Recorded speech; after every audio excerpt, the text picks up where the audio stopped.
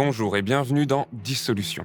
Jeudi 16 janvier, le Parti socialiste, par la voix de son premier secrétaire, a annoncé ne pas voter la censure du gouvernement de François Bayrou, se désolidarisant de la position commune du NFP. C'est alors ouvert un espace tendu et angoissé à gauche. En effet, après tant d'années de trahison de son électorat populaire et socialiste, la non-censure du PS a été particulièrement mal reçue à gauche.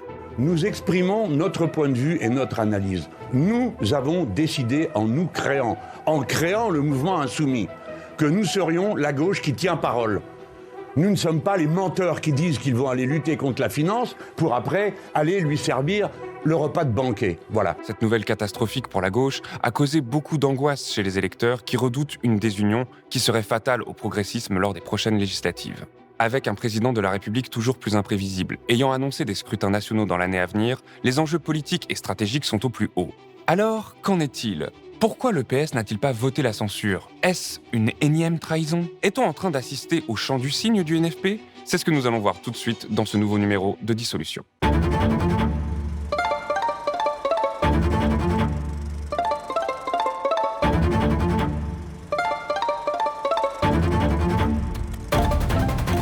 Je dissous donc ce soir l'Assemblée nationale. Pour mieux comprendre les dangers qui pèsent sur la coalition de gauche, il faut remettre la querelle dans son contexte, expliquer d'où elle vient et comment elle a été formulée par les partis. Ce contexte semble donner raison au discours dominant sur le conflit. Le PS est un traître et LFI des fauteurs de crise. Cependant, ce discours dominant néglige les questions de stratégie électorale qui éclairent différemment ce conflit. Commençons par le contexte. Rappelons-nous aussi des difficultés à son émergence et du long processus pour désigner une première ministre particulièrement compliqué par les dissensions PS-LFI. La querelle entre le PS et LFI doit être ramenée au résultat de la dissolution de juin passé. Alors que le pouvoir macroniste est celui qui a le plus perdu lors de ces élections, mais qui a le plus bénéficié du Front républicain, leur chef n'a pas voulu tirer les conséquences politiques de cette situation. Il a en effet commencé par nommer Michel Barnier afin de convaincre le RN de ne pas censurer et au fond de s'allier avec lui contre le NFP. Cette stratégie a eu pour effet immédiat de consolider le bloc NFP, attaqué par le conglomérat Macron-RN, faisant de l'union à gauche la première opposition effective du pays. L'option Barnier a cependant fait long feu. Malgré ses talents supposés de négociateur, Barnier et son gouvernement n'ont pas su tirer les enseignements du changement de paradigme parlementaire. En effet, en utilisant le 49.3 avant d'avoir conclu un véritable accord de non-censure avec une majorité de députés, Michel Barnier était voué à l'échec, ce qui s'est produit quand le Rassemblement national a participé à son renversement début décembre. Jusqu'ici, tout allait bien. Sans être insoupçonnable, le PS tenait la ligne de l'Union et votait systématiquement la censure. C'est alors que la stratégie Bayrou a fait son apparition. Certes, le nouveau Premier ministre a un air bonhomme et une maladresse parfois attendrissante.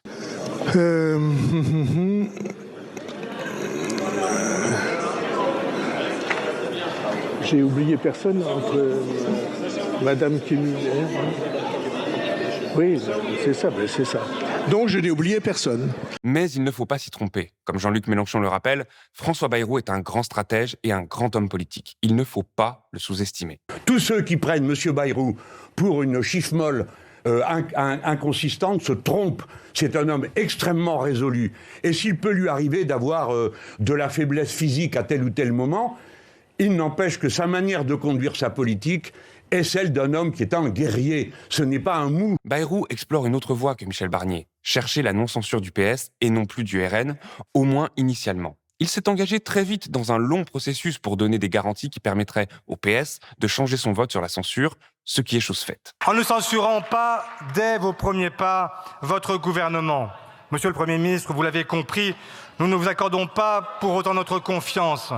Mais nous avons choisi de ne pas pratiquer la politique du pire parce qu'elle peut conduire à la pire des politiques, c'est-à-dire l'arrivée de l'extrême droite. C'est la raison pour laquelle nous ne vous censurerons pas, Monsieur le Premier ministre. Alors quels sont ces acquis ? Eh bien, ça dépend à qui vous posez la question. Pour le PS, les garanties sont passables sans être pleinement suffisantes. Ils avancent l'abandon du déremboursement des médicaments, le maintien de l'indexation des retraites, mais surtout le retour arrière sur la suppression de 4000 postes dans l'éducation nationale, l'augmentation des impôts pour les plus fortunés, ainsi que la réouverture des négociations sur la réforme des retraites. Pour les socialistes, si le compte n'y est pas vraiment, c'est en tout cas suffisant pour voir venir. L'essentiel, c'est le compromis aujourd'hui, c'est de trouver un compromis pour que le gouvernement ne tombe pas. Ça, c'est ce que nous avons à faire, j'allais dire, institutionnellement. Mais ça ne suffirait pas. Si on disait, bon, il faut simplement un compromis pour le compromis. Il faut que ce soit au bénéfice de nos concitoyens. Par exemple, là, grâce aux discussions qui ont été engagées, il n'y aura pas de déremboursement de médicaments. Il y aura sûrement une fiscalité plus lourde pour les hauts patrimoines. Il y aura le maintien des postes dans l'éducation nationale. Et puis, il y aura des évolutions sur les retraites. Pour les Insoumis et les autres forces du NFP, ces concessions ne sont ni satisfaisantes, ni vraiment des concessions, mais des excuses pour ressusciter le hollandisme. Ils seront repartis dans le hollandisme. Voilà. Bon, après, ça les regarde. C'est du François Hollande signé. Cet homme est une machine à tromper. Il a trompé tout le monde en 2012, il trompe ses proches, il trompe tout le monde.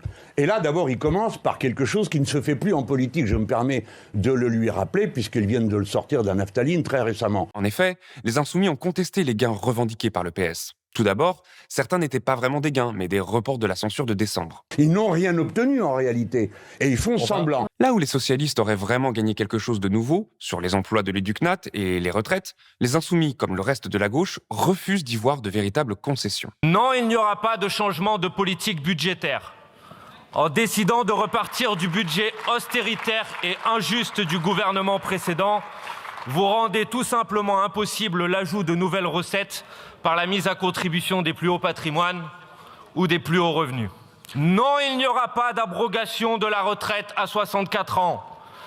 Vous avez pourtant déployé tous vos talents d'illusionniste pour faire croire aux uns que les choses bougeront et aux autres qu'elles ne bougeront surtout pas. Le ring était dressé pour l'échange de coups sur le refus de la censure. LFI a donné la première estocade, indiquant que ceux qui ne votaient pas la censure se leurraient sur la bonne volonté de Bayrou. Croire qu'un homme de droite cesse simplement d'être de droite parce qu'il enfume un gars de gauche, non, c'est que le gars de gauche vaut rien parce qu'ils ne savent pas négocier. Les socialistes ont contre-attaqué, indiquant qu'ils ne croyaient pas en l'utilité d'une gauche de contestation permanente. Et c'est précisément ce que François Bayrou a évité de faire. Il ne s'est pas adressé au Rassemblement national, il s'est adressé à la gauche, pas simplement d'ailleurs aux socialistes, aux écologistes, aux communistes. Bon, les Insoumis n'ont pas voulu être dans ce processus, tant pis pour eux. Mais tant mieux C'est une pour les erreur de Français. leur part, c'est une faute de leur part. Ah oui, parce que quand on est au Parlement, on est là pour faire avancer les choses. On n'est pas là simplement pour bloquer, pour s'opposer jusqu'au bout. Évidemment, pas étonnant venant de celui qui n'a pas hésité à réprimer pendant son quinquennat. Et cette passe d'armes s'est intensifiée en fin de semaine dernière, menant ainsi le NFP, semble-t-il, au bord de la rupture. En tous les cas, tel est le récit officiel. Le PS qui se désolidarise du bloc de gauche pour rejoindre le centre, ça laisse évidemment tout le monde un peu anxieux. Après des années de trahison du socialisme pour un néolibéralisme couleur rose et vert, la non-censure a réactivé chez les électeurs de gauche un amer souvenir. Cette désolidarisation donne autant plus un goût de trahison que le PC et les écolos sont restés fidèles à la ligne commune, laissant le PS faire cavalier seul vers la Macronie. Est alors né un discours médiatique et militant. Côté LFI, le PS a trahi, et côté PS, LFI est agent du chaos. Dans les deux cas, on voit qu'il s'agit surtout de trouver de bonnes raisons pour justifier et expliquer la mort du NFP. Les médias s'en sont donnés à cœur joie. Est-ce que le nouveau Front populaire est mort ? Vous dites qu'il y a eu une trahison du Parti socialiste ? Vous dites, vous, les socialistes ne sont plus des partenaires. Ils sont quoi, du coup, aujourd'hui ? LFI a répondu avec prudence. À ce stade, oui, ils ne sont plus des partenaires, ça c'est clair. Ils sont quoi ? Écoutez, de toute façon, il suffit d'écouter la discussion, ce qu'a dit Monsieur Faure à l'Assemblée. C'était particulièrement dur. Non seulement il assumait la censure, mais en plus il nous attaquait. Et parfois, avec un peu moins de retenue. Et donc là, nous nous sentons, oui, trahis. Nous nous sentons meurtris par cette situation. Qu'allons-nous faire maintenant ? Mais LFI a acté une rupture profonde avec le PS, remettant en cause la confiance. À ce stade, c'est clair qu'ils ne sont plus partenaires. D'ailleurs, qu'est-ce qu'on peut attendre d'un partenaire ? Pas seulement un allié, parce qu'ils peuvent redevenir nos alliés, mais un partenaire. C'est le fait que, par exemple, quand ils décident d'aller discuter avec le gouvernement, ils proposent une rencontre, par exemple, des 3 autres formations du NFP pour en discuter. C'est pas du tout ce qui s'est passé. Et les seuls avec qui ils n'ont pas discuté, c'est nous, c'est quand même énorme. C'est-à-dire, les partenaires du NFP, ils ont été assumés d'aller négocier après la censure avec un gouvernement macroniste qui manifestement préparait la même politique, sans même se dire, bon, tiens, on pourrait peut-être discuter. Ce que n'a pas démenti le PS, qui ne voit plus dans l'union de la gauche qu'une alliance électorale et non une union politique véritable. Mais comment vous voulez laisser penser qu'il peut y avoir une union ? Alors, il peut y avoir une alliance électorale. D'un autre côté, le PS a essayé de montrer les Insoumis comme des agités de la politique, préférant le chaos au progrès, même s'il n'est que mesuré. Notre vocation n'est pas toujours de nous limiter à prendre date en attendant toujours la prochaine élection. Elle est d'arracher, jour après jour, toutes les seule victoire possible. Pour le PS, LFI viserait ainsi la bordélisation et le blocage politique dans l'espoir de provoquer une élection présidentielle à court terme. Pour LFI, le PS chercherait à se présenter comme un parti sérieux de gouvernement pour séduire les déçus du macronisme en visant les élections de 2027. Parce que dans la phrase de Hollande, ce qu'il faut retenir, c'est pas les formules irrespectueuses qu'il a à mon égard et offensantes. C'est pas ça qui est important. Dans la phrase, c'est jusqu'à 2027. Ça veut donc dire que pour M. Hollande, ancien président de la République, et sans doute candidat la prochaine fois à être à nouveau, oui, ça veut dire qu'il pense que M. Macron doit rester jusqu'à 2027. Pour LFI, le PS sacrifierait le programme pour espérer des gains politiques personnels à long terme. Pour le PS, LFI sacrifierait des gains existants dans l'espoir de remporter des élections présidentielles anticipées. Jean-Luc Mélenchon, il en est là, lui, c'est-à-dire qu'il attend une élection présidentielle qui ne vient pas. Elle est pourtant prévue en 2027, mais il voudrait qu'elle puisse se produire avant. La conclusion est invariablement la même.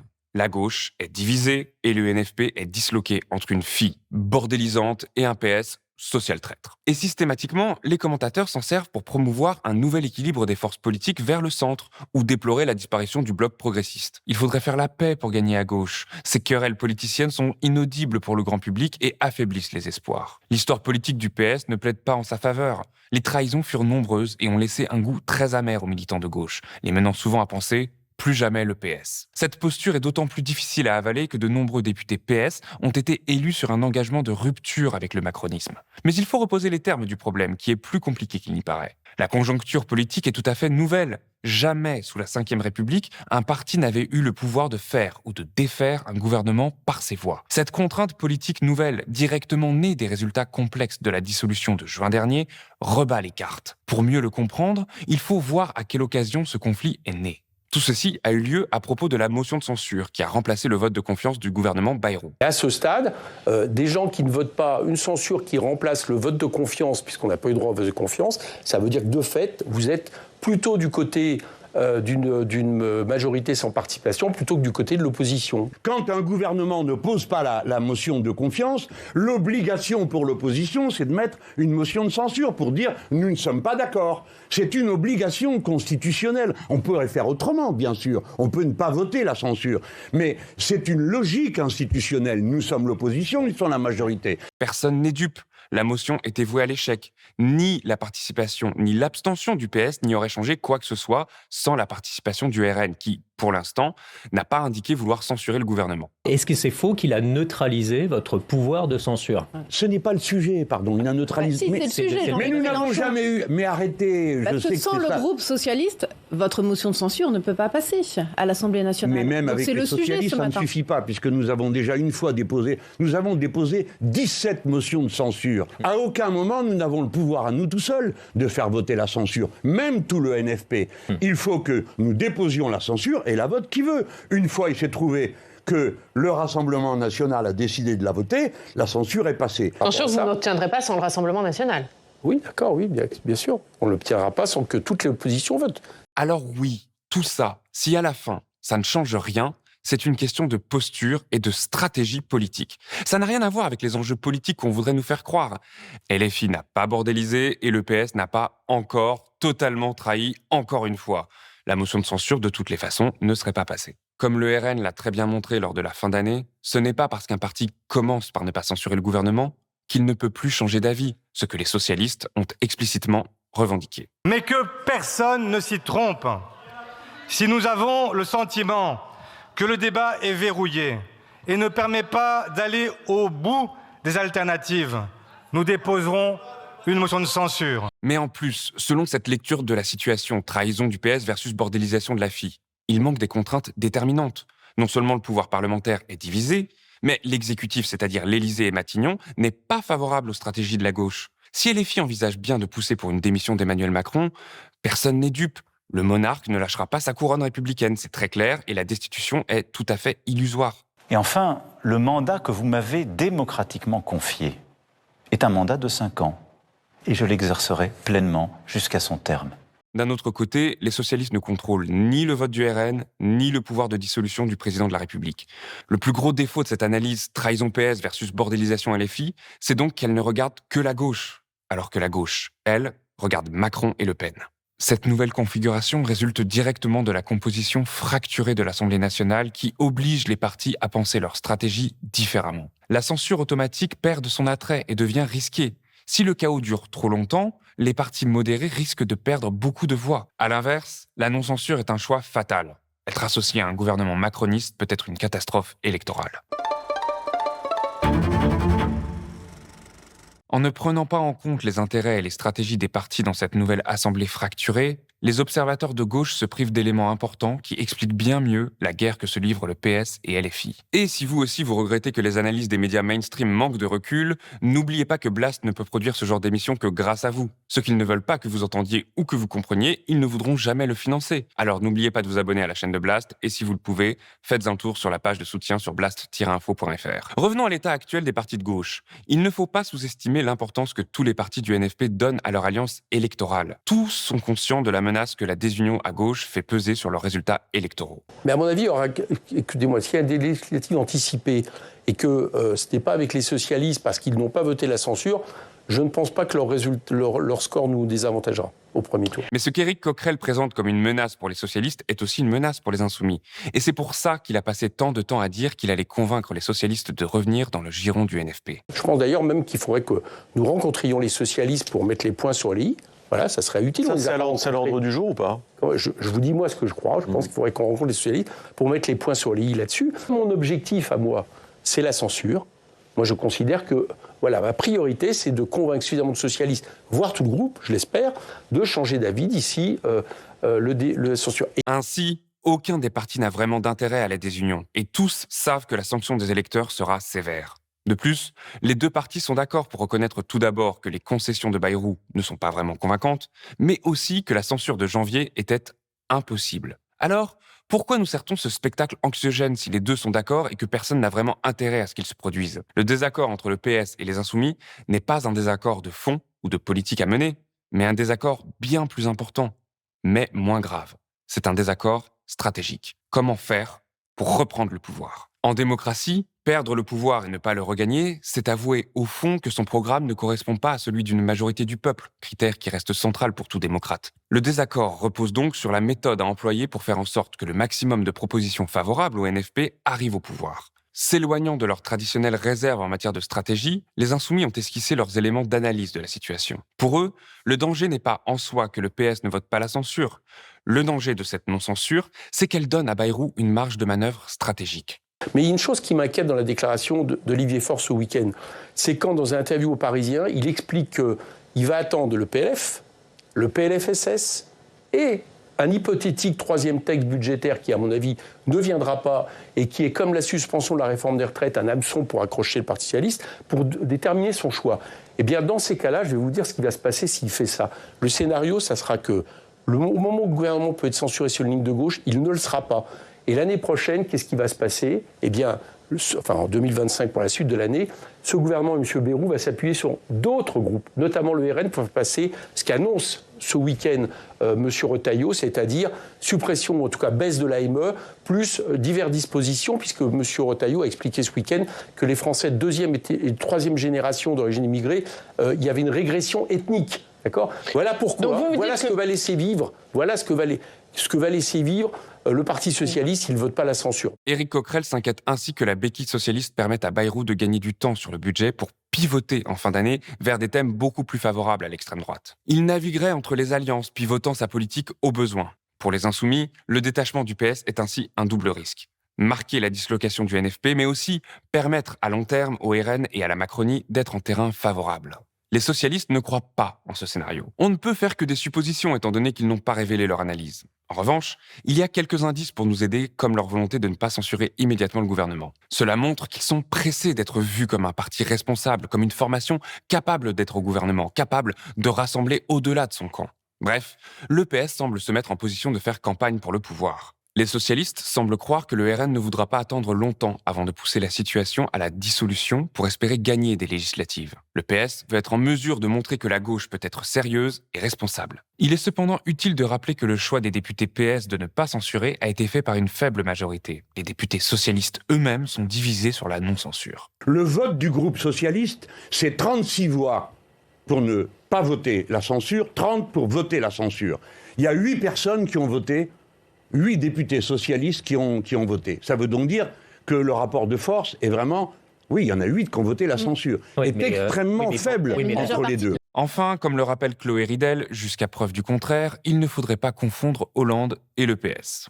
C'est François Hollande seul qui parle ce matin dans la tribune dimanche ou c'est l'ensemble du Parti socialiste ? Ah non, c'est François Hollande seul. Les décisions du Parti socialiste, elles sont prises par ses instances et aussi par ses groupes politiques dans les différentes assemblées parlementaires. Et je crois que ça n'est pas inutile de le rappeler.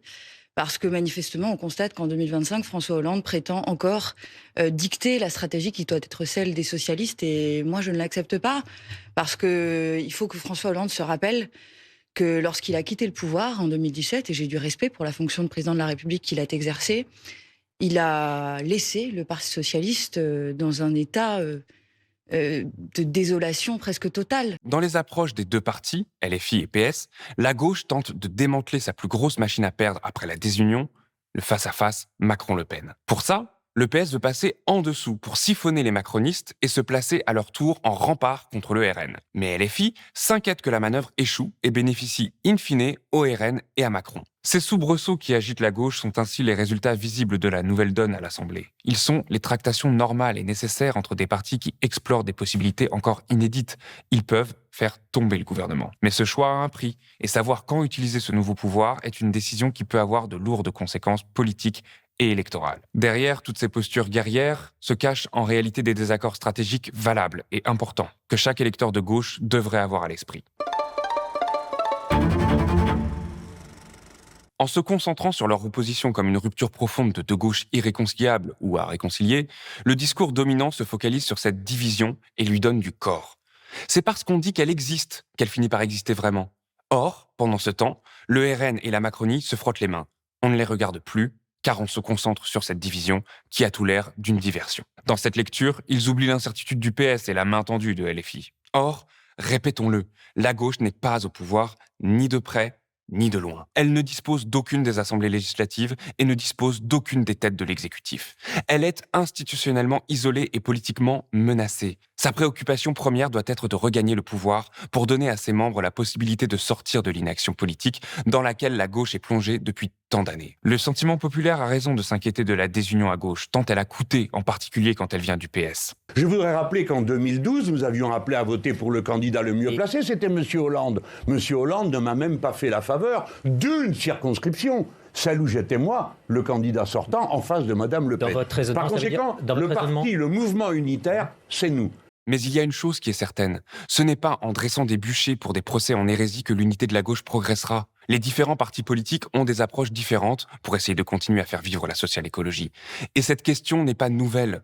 Elle s'est posée il y a plus de 100 ans, dès 1920, au congrès de Tours. Ce congrès, marquant pour l'histoire de la gauche, vit la scission entre les courants socialistes et communistes à un moment où Léon Blum pouvait dire qu'il ne connaissait qu'un seul socialisme, le socialisme révolutionnaire. Mais les dissensions entre ceux qui feront le Parti communiste français et ceux qui resteront socialistes étaient importantes. Une question particulièrement sensible fut de savoir s'il pouvait y avoir une diversité de courants dans le socialisme. Les communistes voulaient une vision uniforme, centrée autour d'une doctrine de parti, ce que pratiqua religieusement le PCF par la suite. L'efficacité et la discrétion stratégique du PCF étaient centrales. Les socialistes, eux, étaient plus favorables à une diversité de courants et d'opinions tant que les commandements principaux du programme révolutionnaire étaient respectés. Ils estimaient qu'une ouverture sur la société avec des approches diversifiées serait plus efficace pour attirer vers le mouvement ouvrier la plus grande variété de profils. Aujourd'hui, la nouvelle donne politique replonge la gauche dans des situations qu'elle a déjà dû traverser. Mais en prenant du recul, la situation d'aujourd'hui peut être résolue par les remèdes du passé. À chaque fois que la gauche est parvenue à triompher, ce fut dans la diversité, par une alliance relativement respectueuse des différents courants progressistes. Le Front populaire, une alliance improbable des communistes, des socialistes et des radicaux. Les 110 propositions de Mitterrand en 81, l'alliance impossible des communistes, des socialistes et des radicaux de gauche. Le quinquennat Jospin, le triomphe de la gauche plurielle réunissant des communistes, des écologistes et des socialistes. Aujourd'hui, le NFP reste le bien le plus précieux des électeurs de gauche. Et c'est d'ailleurs cette ligne que défend bec et ongle, celle qui devait rassembler derrière son nom Lucie Castet. Quand on croit au nouveau Front populaire, et c'est vraiment mon cas, on ne considère pas que chaque difficulté, que chaque soubresaut et que chaque tension va nécessairement conduire à l'éclatement du nouveau Front populaire. Et je dis ça parce que, en fait, moi, les gens que je rencontre, les électeurs de gauche, mais aussi les sympathisants, les militants des partis, demandent aux partis de rester unis. Moi, je pense qu'il existe un chemin pour qu'on reste unis, et tout simplement parce que sans union de la gauche, on ne gagnera pas les élections. Mais l'union n'est pas un état de fait, ce n'est pas une chose qui existe. L'union de la gauche est un état de relations toujours mouvantes entre les différents partis de gauche plus ou moins réunis. L'union se fabrique sans cesse par les négociations et ajustements entre différents partis. Voir dans ces discussions et ces dissensions la marque d'un échec irrémédiable entre des gauches irréconciliables, c'est succomber au discours de ceux qui ont intérêt que la gauche échoue. Macron et le RN. Les désaccords stratégiques et même politiques font de la gauche une offre intrinsèquement supérieure aux autres. En assumant sa diversité et en ouvrant son discours à l'incertitude, certes, elle expose ses failles et ses faiblesses, mais elle montre aussi une diversité idéologique et stratégique dont sont dépourvus les autres, centrés sur les deux axes les plus simplistes et abrutissants, l'ordre établi et le profit. Le progrès, parce qu'il s'éloigne de ce qui existe, porte en lui toujours les germes de la division. On peut être en désaccord sur le but, les moyens et les stratégies. Tout est ouvert, tout est possible, tout reste à construire. Le conservatisme est intrinsèquement simpliste, garder les choses telles qu'elles sont et approfondir les structures de domination. Voilà pour nous. La question des divisions du NFP est très sensible à gauche et nous avons essayé de lui donner un angle un peu différent de ce qu'on peut lire ou entendre ailleurs. Comme toutes les œuvres de l'esprit, cette analyse n'est qu'un point de vue parmi d'autres et ne préjuge pas de l'avenir. Peut-être que le PS trahira complètement, peut-être pas. Mais nous pensons que rester enfermé dans une seule vision des faits, c'est faire le jeu du macronisme et du RN, toujours avide d'affaiblir la gauche par sa diversité. Dernier point. À l'heure où nous publions cette vidéo, il reste 166 jours à attendre avant qu'une nouvelle dissolution soit possible. D'ici là, on se retrouve bientôt pour un nouvel épisode de Dissolution et on vous laisse avec une citation inspirante. C'est dans le vide de la pensée que s'inscrit le mal. Hannah Arendt, Les origines du totalitarisme, tome 3, le système totalitaire. La leçon que j'en tire, c'est l'ordre, l'ordre, l'ordre. 3 priorités. La première, rétablir l'ordre. La deuxième, rétablir l'ordre. La troisième, rétablir l'ordre. Tu casses, tu répares, tu salis, tu nettoies, tu défies l'autorité, on t'apprend à la respecter.